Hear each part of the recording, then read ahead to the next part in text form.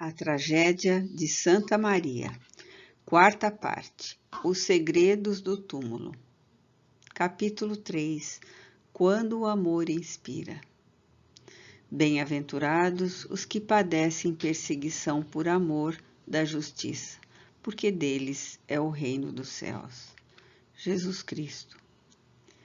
Passaram-se alguns anos.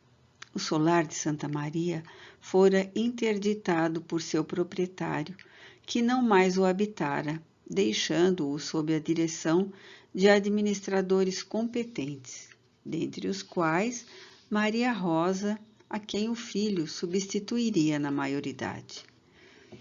Durante a estação estival, porém, Barbedo visitava-o, fiel ao sentimental desejo, tão próprio do nobre coração lusitano, de conservá-lo como relíquia de um passado que, se fora doloroso, também lhe sublimara o coração às culminâncias de muitas alegrias. Transportara-se definitivamente para a capital, e seus progressos em relação à crença que abraçara em hora decisiva de sua existência eram satisfatórios e edificantes. Corroído pelos desgostos, abalançado por cruciantes remorsos, oriundos dos excessos nas pessoas de Bento José e Cassiano. Convencido de que seu imenso orgulho, gerador da má vontade em assistir afetuosamente a infeliz mulher que tanto o amara, fora a pedra de escândalo para o drama profundo de que ele próprio seria, talvez, a maior vítima. Antônio de Maria teria fatalmente sucumbido à desesperação e ao desânimo, se na ciência do invisível não encontrasse baluarte seguro que o guindasse a novos rumos. Sinceramente repeso do passado, desenvolveu-se em seu coração apaixonado sublime desejo de reparação imediata e eficiente que o reconciliasse de algum modo com a sua própria consciência, e a que, confessou-me comovido, se entregaria com as melhores energias do seu ser, disposto à marcha para o progresso e a redenção. Observei-lhe satisfeito a ardência da fé, a humildade do sentimento, tanto mais lindas e respeitáveis quanto rígido fora outrora seu orgulho. Seguro da sinceridade de suas intenções em palmilhar nova senda, propus-me ajudá-lo de todas as formas, com o pequeno cabedal igualmente adquirido por meio das luminosidades da nova revelação. Falou-me, então, da urgência que proclamava indispensável de se sentir ostensivamente orientado ou aconselhado pela voz magnânima do além, que lhe viria ditar normas seguras para eficientes ações nos campos das atividades espíritas cristãs, que se impunham na vida nova que se traçaria. Necessariamente, discordei da pretensão, chamando-lhe a atenção para os programas já estatuídos no próprio corpo da doutrina excelsa que esposávamos, como no apostolado cristão, fartamente exposto nos 4 evangelhos, nos quais se baseava a formosura redentora moral espírita, o que dispensava a necessidade de vivermos a exigir dos instrutores espirituais continuadas repetições daquilo mesmo que as obras básicas tão claramente recomendam. Atendeu o meu nobre e dedicado amigo às minhas ponderações amigáveis, entregando-se a estudos e meditações sadias sobre o magno assunto, e então tive a grata satisfação de contemplar verdadeiro renascimento de valores morais e espirituais no ser do antigo escravocrata.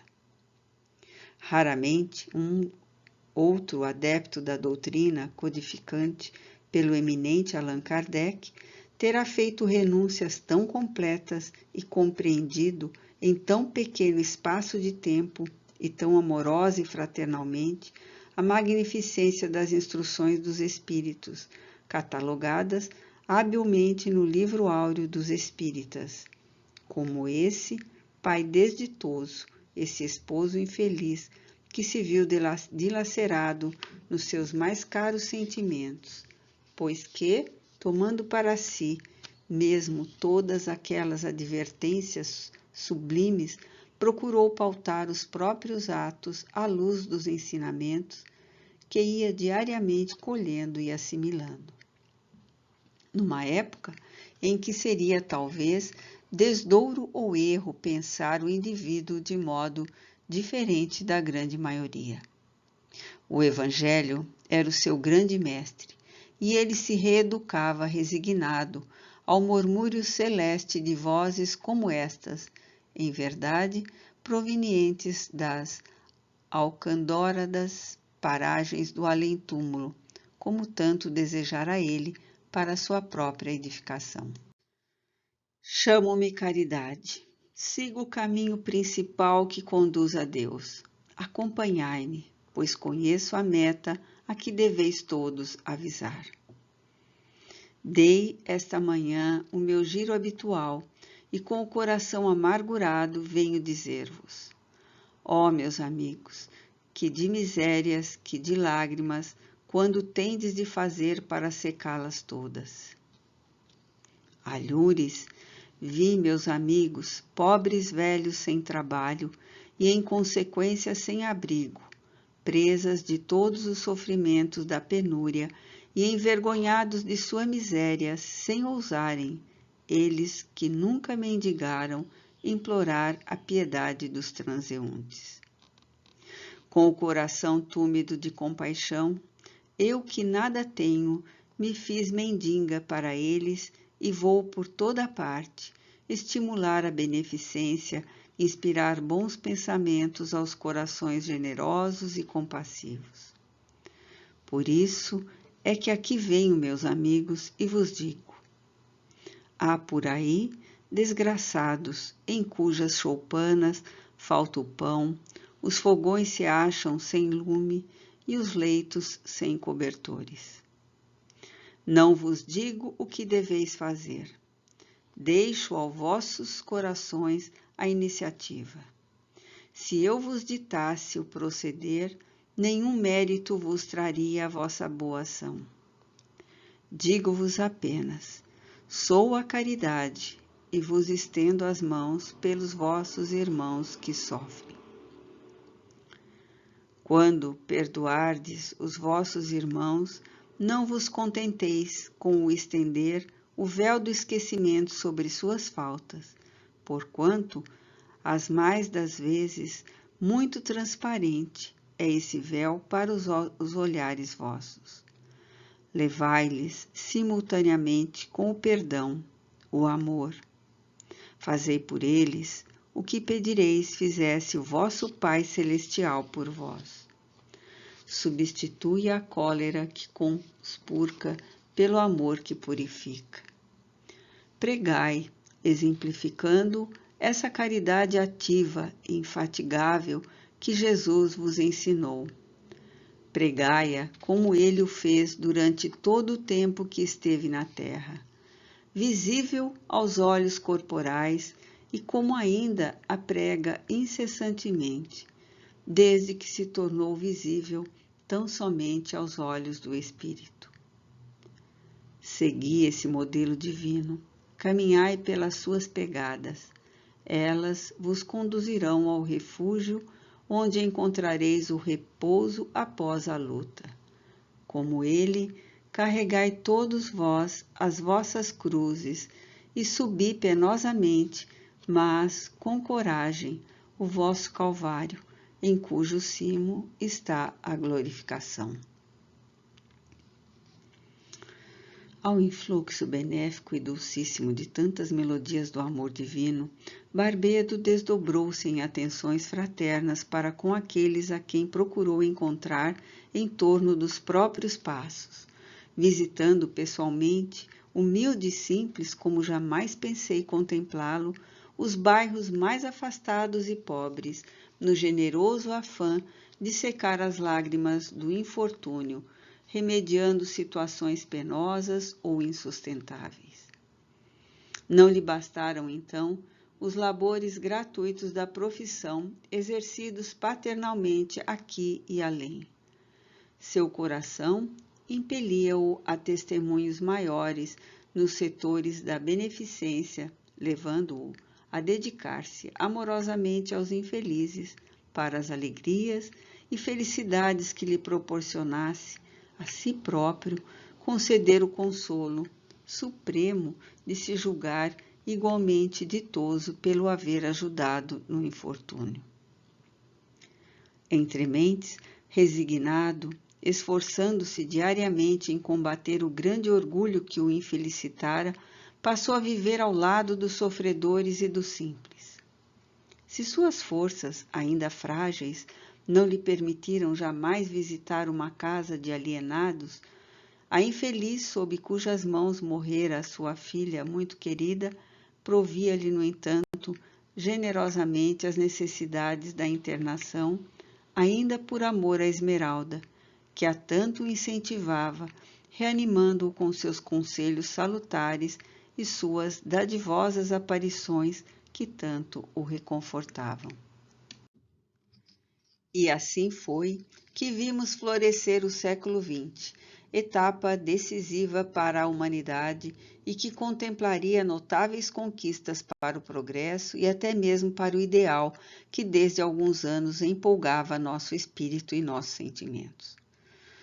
Fiz o meu trespasse para o mundo espiritual, alentado por arrebatadora esperança nas promessas do Cordeiro de Deus e sob a confiança nas afirmativas de seus abnegados obreiros, sem que, mercê da magnanimidade divina, me desapontassem as realidades ali encontradas, deixando ainda na terra meu pobre compadre, a quem muitas vezes procurei visitar, posteriormente em corpo espiritual, penalizado ao vê-lo chorar e sofrer a sós, na solidão dos seus aposentos de São Cristóvão, orando em intenção de nós outros, os seus mortos queridos, como nos chamava, a mim, a Esmeralda, a Bento José e Cassiano, e sua jamais esquecida Maria Susana.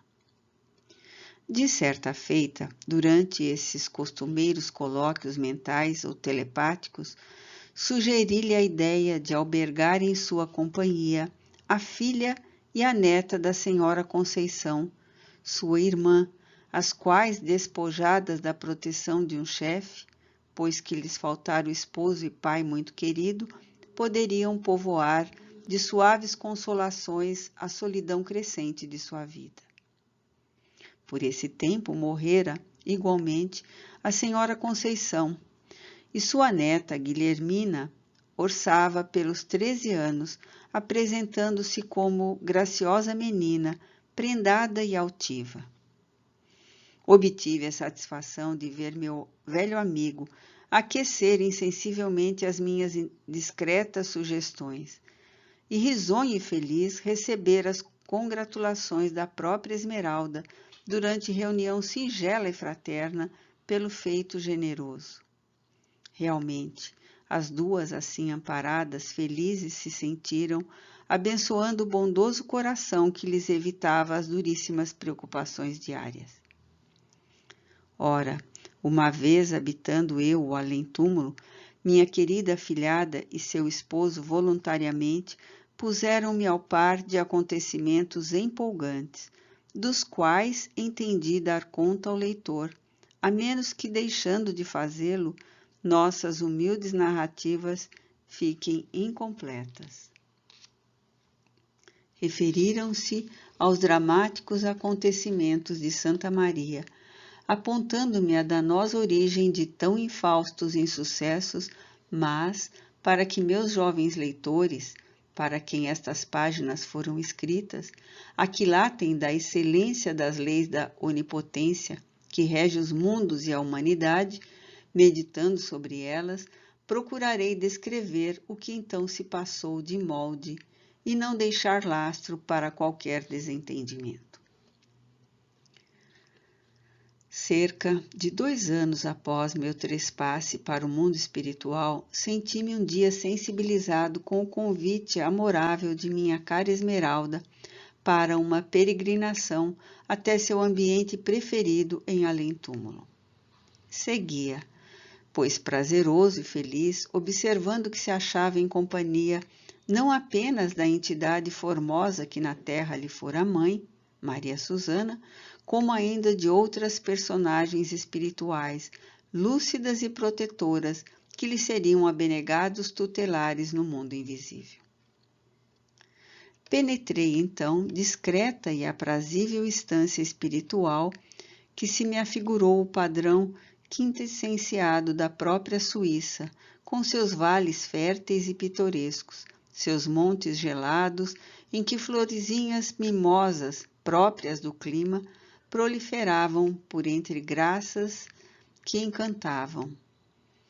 Montanhas alfombradas sobre cujo dorso pinheirais garridos, quais liras entoando hosanas à criação, falavam da pujança vital das suas reproduções em ambientes terrenos.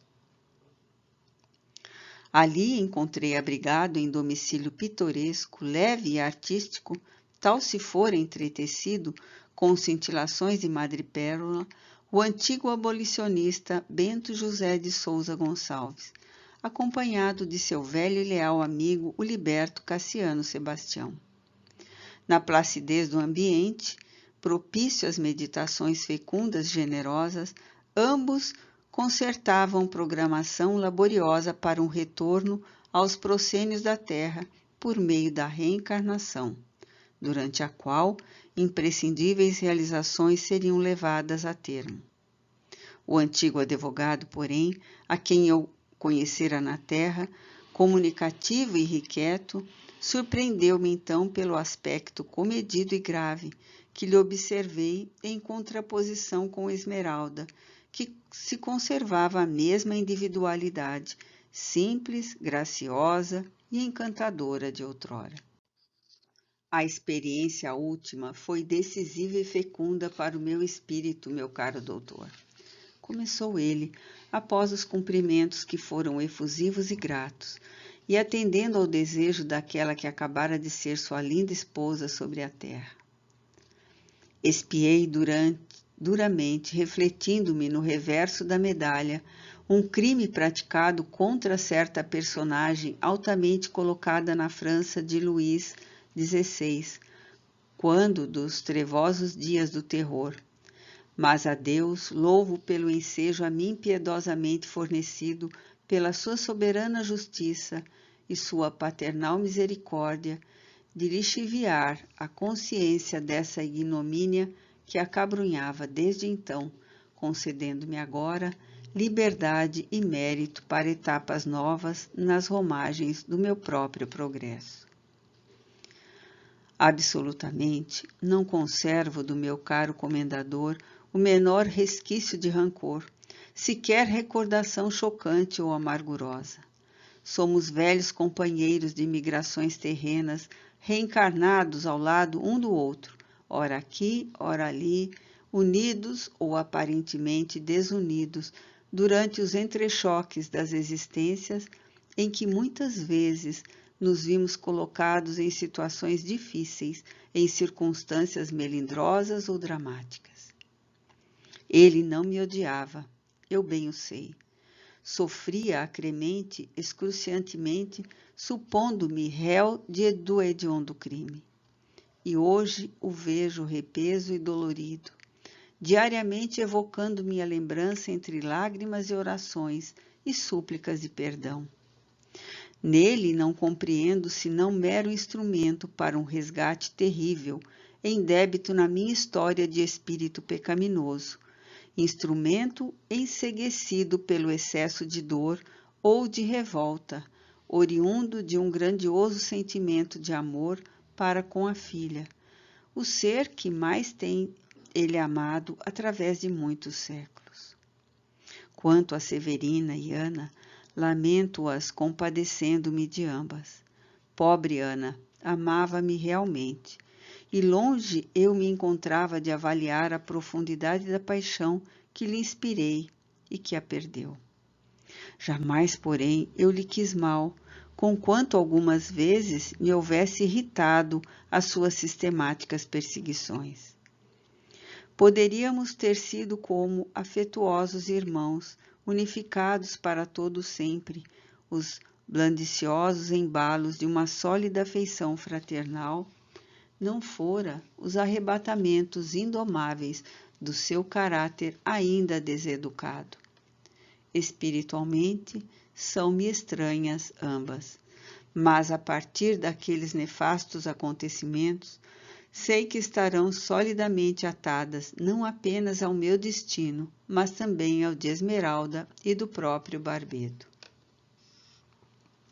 Falava qual o advogado emérito, explícito e lógico na oratória perfeita.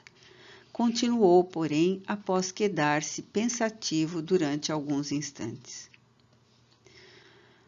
Durante o terror, quando a guilhotina funcionava incessantemente, decepando as mais nobres e dignas cabeças, apresentando ao mundo a maior matança humana de todos os tempos, eu amava Esmeralda, então dama da aristocracia, enquanto eu, simples estudante, era imbuído de teorias negativistas, cioso de liberdade, enamorado de um sistema social que se baseasse nos direitos comuns entre os homens protegidos pela justiça.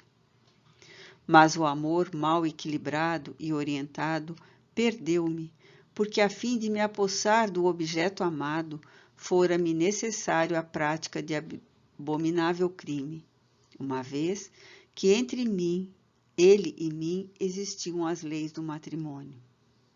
Cometi-o, levando ao cadafalso, com uma denúncia inverídica, o esposo daquela por quem endoidecera de amor, inspirado, porém, nos alvitres dela própria, que, dementada pelos arrebatamentos de torturante paixão, me arrastara ao delito, que as leis divinas deveriam registrar. O caso de Santa Maria, portanto, mais não foi que o reverso da medalha.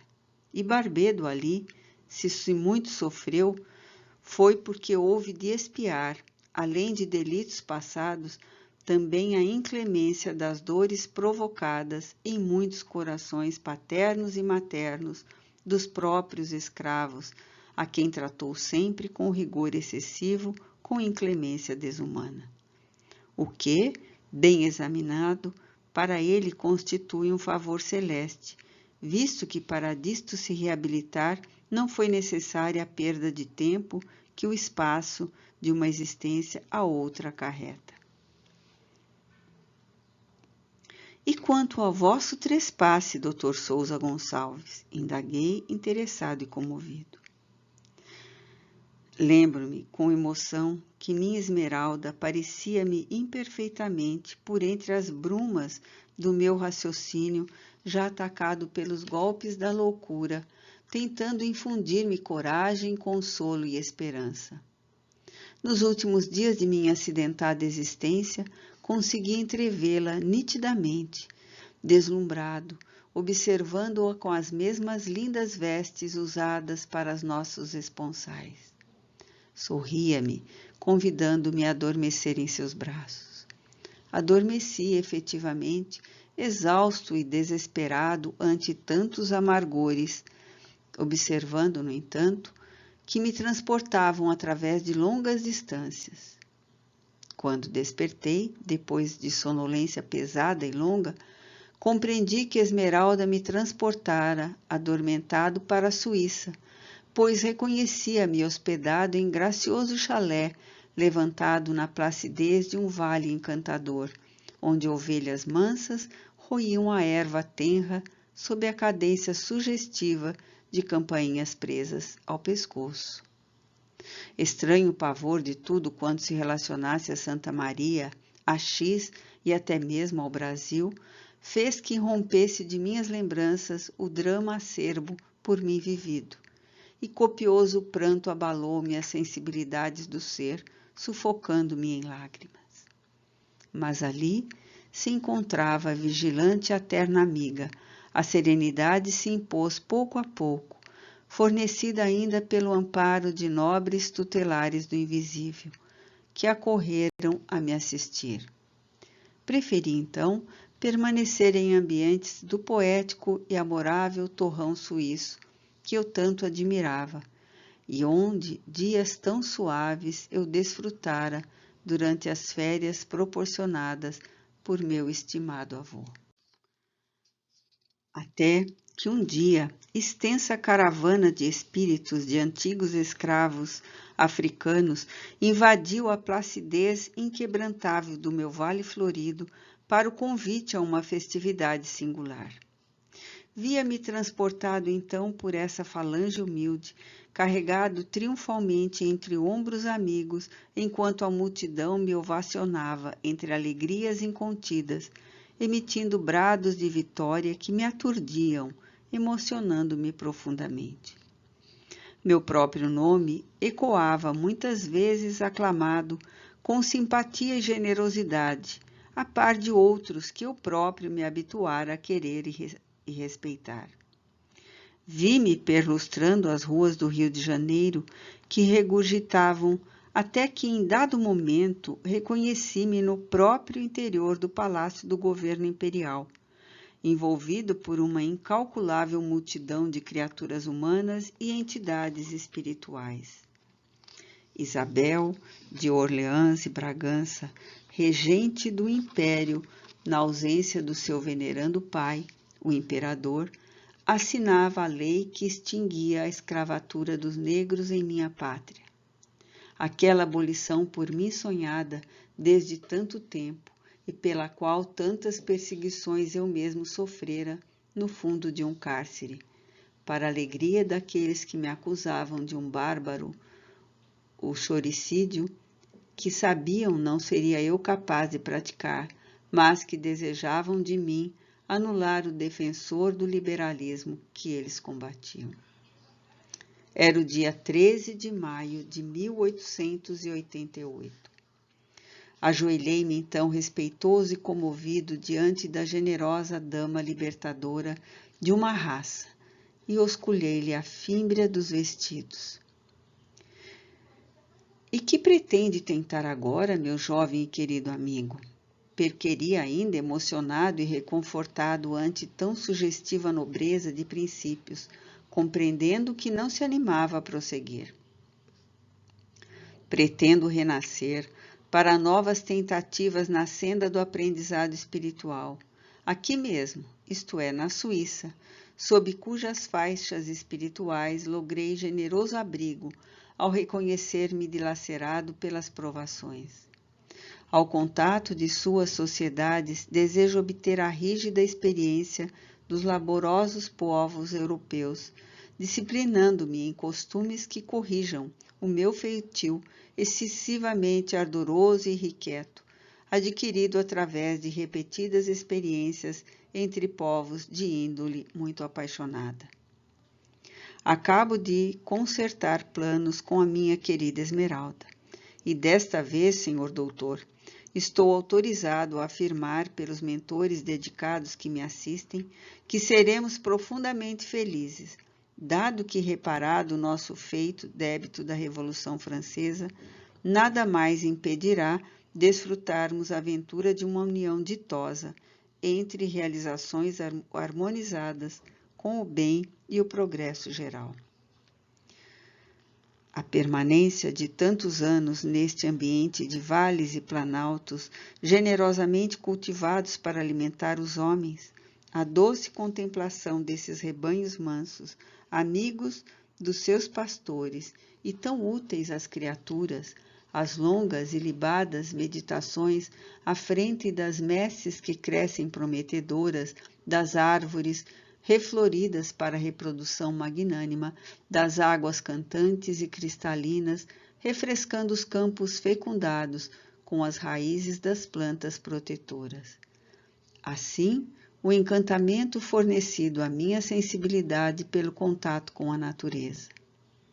Levaram-me a ponderar sobre a inadiável necessidade de uma existência serena, durante a qual meu coração reflorisse para as legítimas conquistas do espírito, para a ideia de Deus, desviando-se tanto quanto possível dos apaixonados bulícios das sociedades em que acabo de me agitar entre 1000 sequências amargosas.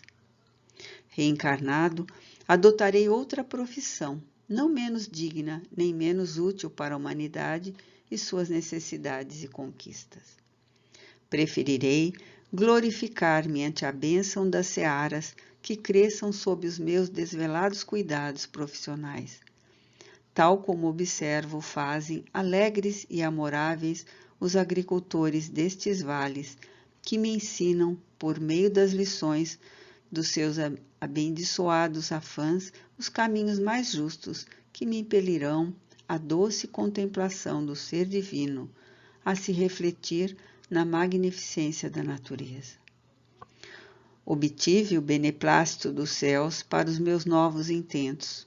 Por enquanto, espírito livre que sou, no seio da eternidade, me assiste o sagrado direito de prover minhas próprias tentativas futuras na ascensão, que me cumpre realizar, demandando o progresso.